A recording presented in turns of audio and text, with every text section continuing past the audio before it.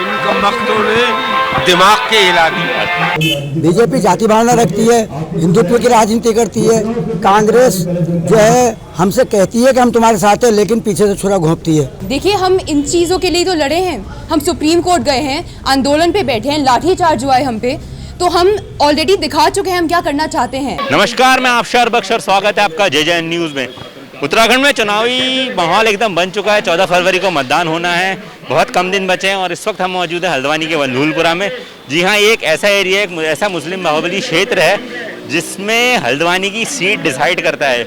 यहाँ लगभग 50% ऐसे मतदाता हैं जो हल्द्वानी की सीट को डिसाइड करता है कि हल्द्वानी की ये सीट किसके खाते में जाएगी। और अभी हम खड़े हैं सपा प्रत्याशी शोएब अहमद के ऑफिस के पास और यहाँ पर का माहौल जानने की कोशिश करेंगे कि लोग क्या चाह रहे हैं, किसको जिता रहे हैं, क्या माहौल जो है वो शोएब अहमद के पक्ष में है या नहीं।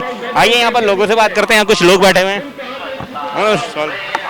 हाँ, शोएब अहमद जी सपा से इन कानों से तो बच जाऊं, इन कमबख्तों ने दिमाग के हिला दिया। आप बताइए, शोएब अहमद जी सपा से खड़े हुए हैं, ठीक है, तो कैसा माहौल लग रहा है? देखिए, यहाँ पर सब माहौल बराबर का, लगभग हर आदमी अपनी अपनी कोशिश में लगा है, लेकिन ऐसा है कि शोएब का कुछ बेहतर है, कुछ इधर के इलाके में बेहतर लगता है मुझको। अंकल, इस क्षेत्र के कुछ मुख्य मुद्दे हैं, यहाँ की सड़कें हैं, रेलवे लाइन का मामला है, टचिंग ग्राउंड का मामला है, उसके बारे में शोएब अहमद जी क्या लगता है, आपकी बात हुई होगी उनसे, आप वरिष्ठ हैं यहाँ पर, यहाँ के रहते हैं? बेटा, अब मैं यहीं का रहने वाला, ये भी मेरा भतीजा ही है, लेकिन मेरी नज़र में यह है कि अगर ये आ जाता है तो शायद इधर की सड़कें, शिक्षा वगैरह जो है इसको शायद संभाल ले। चलिए, अब हम आपको लेके चलते हैं शोएब अहमद के कार्यालय में जो वनभूलपुरा में मौजूद है और यहाँ पर कार्यकर्ता भी मौजूद है। इनसे भी जानने की कोशिश करते हैं कि किस तरीके का माहौल चल रहा है, क्या तैयारियाँ हैं। चुनाव में बहुत कम दिन बचे हैं। चलिए आइए कुछ लोगों से बात करते हैं। भैया, आप शोएब अहमद जी के ऑफिस में हैं तो आप उन सपोर्ट कर रहे हैं, तो कैसी तैयारियाँ चल रही हैं इलेक्शन के? अच्छी चल रही हैं, बढ़िया चल रही हैं। जगह जगह हमारी पार्टी का जोर है। समाजवादी पार्टी एक अच्छा काम करती है। एक हमारे प्रत्याशी जो है अच्छे प्रत्याशी हैं, ईमानदार प्रत्याशी। अंकल, आप बताइए, यहाँ पर तैयारी चल रही है इलेक्शन की, 14 तारीख को मतदान है। शोएब अहमद जी सपा से प्रत्याशी हैं, उनका कैसा इस टाइम तैयारी है? बहुत कम दिन बचे हैं जी, इस टाइम इनके बहुत अच्छी तैयारी चल रही है। हम लोग कारोबार से बैठे हुए हैं। हमें अपने शोएब भाई से ये उम्मीद है कि अगर शोएब भाई कामयाब हुए तो इंशाअल्लाह ये क्षेत्र क्या हल्द्वानी पूरी ही चमकेगी, क्योंकि शोएब भाई के अंदर जाति भावना नहीं है। बीजेपी जाति भावना रखती है, हिंदुत्व की राजनीति करती है। कांग्रेस जो है हमसे कहती है कि हम तुम्हारे साथ हैं, लेकिन पीछे से छुरा घोंपती है। लेकिन शोएब भाई या समाजवादी पार्टी का हमने देखा है अपनी लाइफ में कि माननीय मुलायम सिंह जी से लेके आज तक हम ये देखते चले आ रहे हैं कि जो ये कहते हैं, जो समाजवादी का इनका नारा है, बिल्कुल सही है, क्योंकि ये पूरे समाज को देखते हैं। ये ना हिंदू को देखते हैं, ना ही मुसलमान को देखते हैं, ये पूरे समाज को लेकर अपने साथ चलते हैं और हमें इनसे बहुत उम्मीदें हैं। अगर ये कामयाब हुई तो इंशाल्लाह इस बार अगर हमारे शोएब भाई कामयाब हो गए तो आने वाले इलेक्शनों में, अभी ऊपर की पहाड़ के नहीं कह सकते, अगर एक बार हमने इनको कामयाब कर दिया तो आने वाले इलेक्शन में मुझे खुद उम्मीद है कि पूरे 70 के 70 सीटें ले लेकर हम लोग आएंगे, क्योंकि ये काम करने वाले आदमी है, भरोसेमंद आदमी है, लोगों का साथ देते हैं, इसीलिए हम इनके साथ जुड़े हुए हैं और इसीलिए मेहनत कर रहे हैं। इस वक्त हमारे साथ लेडीज़ भी हैं जो देखेंगे आप, उनके साथ देखा जा रहा है लेडीज़ का सपोर्ट भी है। चलिए बात करते हैं आपसे। आपका नाम? खुशी शोएब। हाँ, अच्छा खुशी, आप यूथ हैं, यंग हैं, आपको क्या लग रहा है, यंग जनरेशन एक बहुत इंपॉर्टेंट फैक्टर मानी जाती है रिगार्डिंग वोट्स, तो आपको क्या लग रहा है, आप शोएब अहमद के अगेंस्ट इस बार कांग्रेस, बीजेपी, AIM, कई सारी नई पार्टियाँ भी जो हल्द्वानी विधानसभा से आई हैं, तो आप कहाँ देख रही हैं, कैसी तैयारी है अभी? देखिए, मैं समाजवादी पार्टी को ही सपोर्ट करूंगी। इन 21 सालों में कांग्रेस और बीजेपी ने सिर्फ घोटाले किए हैं। हम कारोबार छोड़ के राजनीति में आए हैं, इन्होंने राजनीति को ही कारोबार बनाया है। पूरे हल्द्वानी का कूड़ा यही ट्रेंचिंग ग्राउंड में जलता है। सारी बीमारियां वनभूलपुरा में आई हैं। जब विधायक श्रीमती इंदिरा हृदयेश थी, उन्होंने क्यों किया यहाँ पे वनभूलपुरा के लोगों के साथ? रेलवे के खंभे यहीं बनाए गए, उन्हें घर यहीं टूटवाने हैं। ये किस हक से यहाँ वोट मांग रहे हैं? आप बताइए मुझे, ये वोट मांगने आते हैं, फिर 5 साल शक्ल नहीं दिखाते हैं, इलेक्शन से 15 दिन आते हैं पहले और अगले दिन गायब हो जाते हैं। इनका कोई हक नहीं बनता यहाँ वोट मांगने का। इन्होंने बेसिक नेसेसिटीज़ यहाँ नहीं दी हैं। और जो नई पार्टीज़ आप कह रहे हैं, आम आदमी पार्टी, ये कैसे शिक्षा देंगे लोगों को? ये खुद स्कूल चलाते हैं, लाखों में फीस देते हैं, ये कैसे समझेंगे उन लोगों की परेशानियाँ जो अपने बच्चों को नहीं अच्छे स्कूल में पढ़ा सकते? ये क्यों देंगे मुफ्त में शिक्षा? आप बताइए। चलिए, आप यूथ हैं, आप लोगों के बीच में जा रही हैं, लेडीज़ के बीच में जा रही हैं, तो एज अ यूथ जो आपकी एज के वोटर्स हैं और जो लेडीज़ हैं, तो आपको अलग कितना सपोर्ट है एज अ यूथ का उन फेवम से? देखिए, अब रिस्पांस काफ़ी अच्छा है, लोग समझ चुके हैं और लोग, जनता बेवकूफ़ नहीं है ना। देखिए, लॉकडाउन में हमने हेल्प की, जब शनि बाज़ार बंद हुआ हम सामने आए, सारे आंदोलन में हम बैठते हैं। तो विधायक क्या कर रहे हैं? अब हमें इतना मेहनत नहीं करने की ज़रूरत पड़ी, क्योंकि जनता समझ चुकी है कौन काम कर रहा है, हार के भी और जीत के कौन क्या कर रहा है। तो इसलिए रिस्पांस काफ़ी अच्छा है और इतनी मेहनत हमें नहीं करनी पड़ी है, लोग समझ चुके हैं। अच्छा, लोग समझ चुके हैं, ये बात आपकी ठीक है, बट बेसिक कम्युनिटीज़ जो कह रहे हैं, यहाँ के लोग, काफ़ी लोगों से हमारी बातचीत हुई थी, सड़कें, पानी, ट्रंचिंग ग्राउंड, रेलवे, ये 4 यहाँ के बेसिक मुद्दे अभी तक जो सामने आए हैं। आपको क्या लग रहा है, क्योंकि अभी तक ये 5वां चुनाव है उत्तराखंड का, 4 चुनाव में 4 सरकारें आई, 3 बार कांग्रेस, 1 बार बीजेपी, वो इस समस्या को नहीं सुलझा पाए हैं अभी तक। 5वां चुनाव है, अगर सपा आती है, आपके फादर हैं शोएब जी सामने आते हैं, जीतते हैं, तो ये एक मुख्य प्रॉब्लम जो है सॉल्व कर पाएंगे?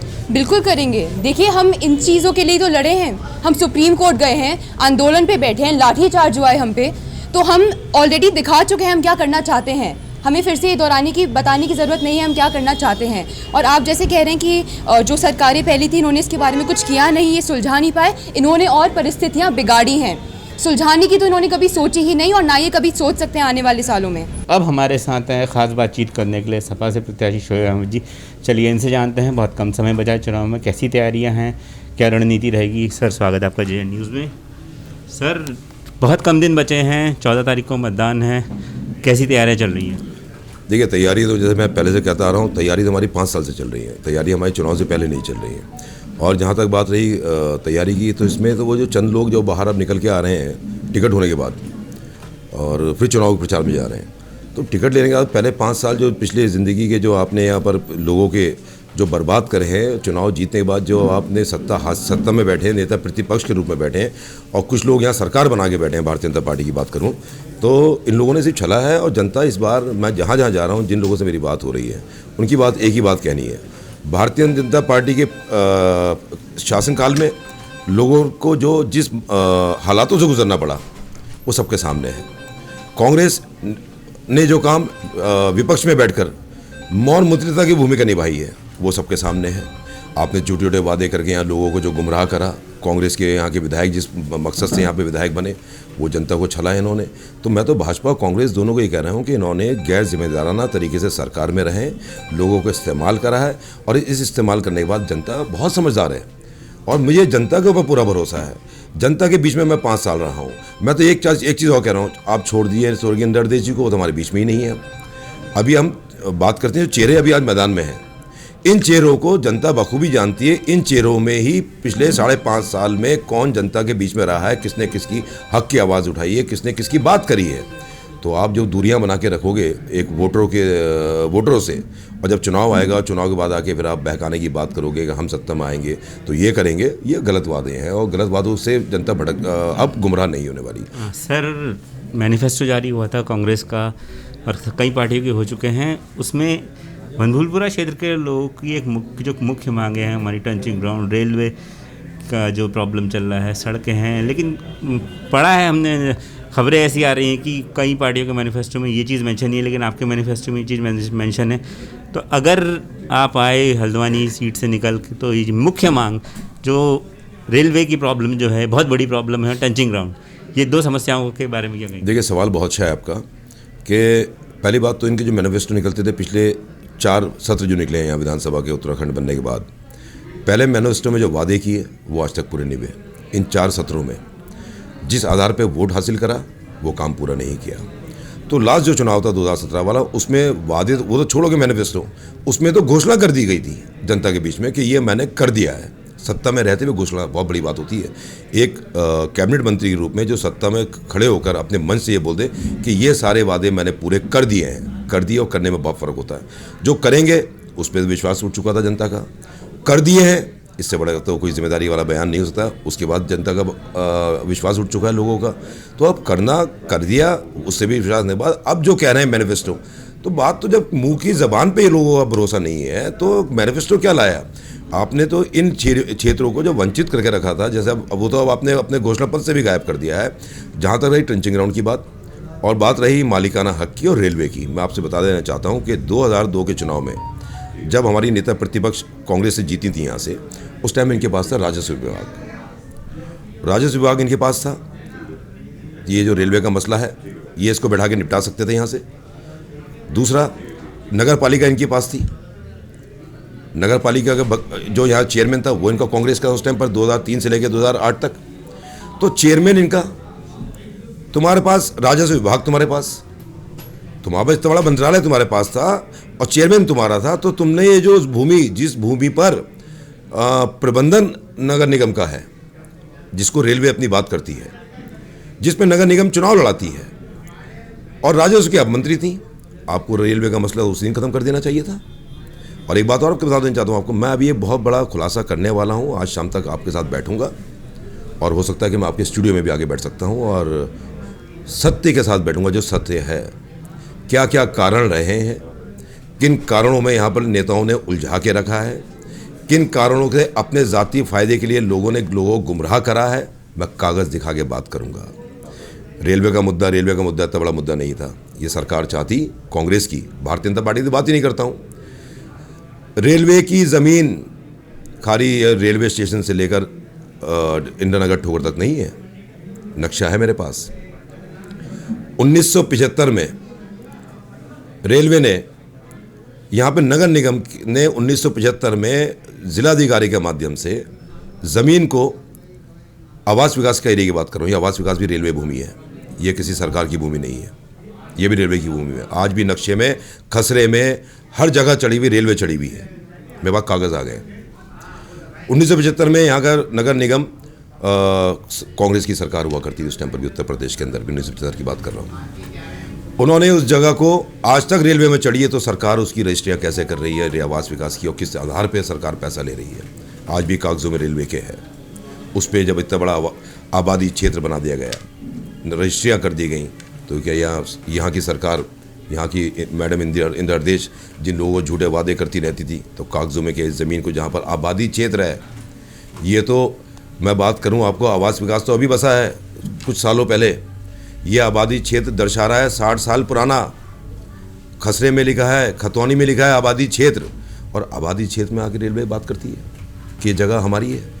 जब ये अपना मंत्रालय इनके पास था राजस्व का, तो उस समय अगर मैडम इंदिरा चाहती, इन जनता की फिक्र होती, तो 2002 के अंदर इस काम को ख़त्म कर दिया होता, नहीं करा। अब बात करता हूँ दूसरी, PIA लगाई इन्होंने गौला पुल को लेकर, कि गौला पुल में जब इसमें एक मामला उठा था कि इसके अंदर घोटाला था, उस पर PIA लगाई थी, घोटाले के कारण पुल क्यों गिरा। तो इसी जिससे PIA लगवाई गई थी वो भी कांग्रेस का आदमी था और मैडम इंदिरा देश का बहुत खास आदमी था जिसने PIA लगाई। फिर प्रशासन ने और उन सरकारी ठेकेदारों ने अपनी जान बचाने के लिए उस मुद्दे को, पुल का घोटाला ख़त्म करके उसको डाइवर्ट कर दिया कि यहाँ पर अवैध खनन करा जाता है, जिसकी वजह से पुल की बुनियादें कमज़ोर हो गई। जो मुद्दा था ही नहीं, उसको डाइवर्ट करके इन्होंने गफूर बस्ती की तरफ डाइवर्ट कर दिया। इनकी सरकार में हुआ, उस टाइम इंदिरा देश चुप क्यों थी। तो सारी चीज़ें जब सामने हैं, मैं सत्य दूंगा आप लोगों को, कागज़ पे बताऊंगा कौन सी ज़मीन किसकी है। आबादी क्षेत्र के अंदर अभी तक आपने हकबंदी नहीं करवाई। आपने कैसे जगह को रेलवे के नाम पर कर दिया, किस आधार पे कर दिया। अगर ये करना तो आपको आवास विकास भी आपको रेलवे के हवाले करना चाहिए था, वो कैसे बस गया। जो बसा हुआ नहीं था वो तो आपने हवाले कर दिया जिला अधिकारी के माध्यम से 1975 में। और आज यहाँ की ज़मीन जहाँ आबादी क्षेत्र है वो आपने बिना हकबंदी कराए, बिना चकबंदी कराए, बिना किसी चीज़ के आपने रेलवे को हवाले कर दिया। तो ये क्या जनता को क्यों गुमराह कर रहे हो आप लोग, क्यों बेवकूफ़ बना रहे हो। क्या हम सरकार में कोई भी नेता, कोई भी पार्टी इस मसले को अब सरकार में बैठ के हल नहीं कर सकती, क्योंकि ये सरकार अपने हाथ काट चुकी है कागज़ों में, सरकार भेज चुकी है इसको। अब ये न्यायालय का मैटर है, न्यायालय तय करेगा और न्यायालय की लड़ाई हम लड़ेंगे। हमारे पास वो सारे कागज़ हैं, हम उनको न्याय दिला के रहेंगे, ये मैं आपसे वादा करता हूँ। सर मेरा आखिरी सवाल रहेगा, 5वां चुनाव है, पिछले 4 चुनाव में 3 बार कांग्रेस, 1 बार बीजेपी सीट पे रही है, 5वां चुनाव में परिवर्तन देख रहे हैं? परिवर्तन तो पूरी तरीके से है। जैसे 21 साल का समय, इन 21 सालों में मैं तो ये कहता हूँ, जो पुराने लोग थे जिन्होंने एक ठीक है कि भाजपा के दुश्मन हैं, कट्टर हम कहते हैं साहब, मैं अगर अल्पसंख्यक समाज की बात करूं, ख़ास तौर से मुसलमान समाज की बात करूं, भाजपा को कभी वोट नहीं देंगे। हमारी आइडियोलॉजी उनसे नहीं मिलती, क्योंकि उसमें भी जो बात करते हैं हिंदुत्व की बात करते हैं। सेकुलर देश है हमारा, क्या हिंदुत्व लाया हो, क्या मुसलमान लाया, कुछ नहीं, सब इंसान है। तो कांग्रेस की बात अगर करें तो कांग्रेस में 21 सालों के अंदर अल्पसंख्यकों के साथ सिर्फ खिलवाड़ करा है, उनके वोट हासिल करके डरा धमका के लोगों अब तक वोट हासिल किया। तो 21 साल में जो बच्चे जवान हैं, उन्होंने युवा पीढ़ी के ऊपर मुझे पूरा भरोसा है। उन युवा पीढ़ी ने अपने अपने बाप और दादाओं के पुराने हालात देख लिए कि आज तक उनके मकान का हक उनके पास नहीं है। तो मुझे पूरा भरोसा है नौजवानों के ऊपर, आगे आने वाली नस्लों के ऊपर वो लड़ाई लड़ेंगे। और वो पुराने लोग भी, हमारे बुजुर्ग लोग भी समझ गए हैं कि अब तक इन्होंने कुछ नहीं किया, झूठे आश्वासन है। मैं एक बात आपके चैनल के माध्यम से ज़रूर कहना चाहता हूँ, कोई नेता आपकी लड़ाई नहीं लड़ेगा, आपके हक की लड़ाई लड़ी जाएगी, वो न्यायालय से लड़ी जाएगी। और न्यायालय से लड़ाई लड़ने के लिए मैं आपके साथ खड़ा हुआ हूँ। आपको बहकाएंगे, बहलाएंगे कि वोट इनको दो तो ये करेंगे। जिन्हें जो काम करना था वो काम कर चुके हैं, अब वो काम कुछ करने वाले नहीं, काम बिगाड़ दिया, सही हम करेंगे और आपकी दुआएं होंगी। आपका किसी का मकान नहीं उखड़ेगा, ये मैं आपसे वादा करता हूँ। न्यायालय के ऊपर पूरा भरोसा करता हूँ। ठीक है सर, जयजन से बात करने धन्यवाद। तो ये थे हमारे साथ शोएब अहमद जी, जिनका भरोसा है, इनको यकीन है कि इस बार हल्द्वानी की जनता ने परिवर्तन का मन बना लिया है। अब देखने वाली बात ये होगी 10 मार्च को जिस दिन रिजल्ट आउट होगा इलेक्शन का, तो उस दिन क्या स्थिति बनती है। अपने सहयोगी वीडियो जर्नलिस्ट हिमांशु संबल के साथ मैं आबशार बख्श।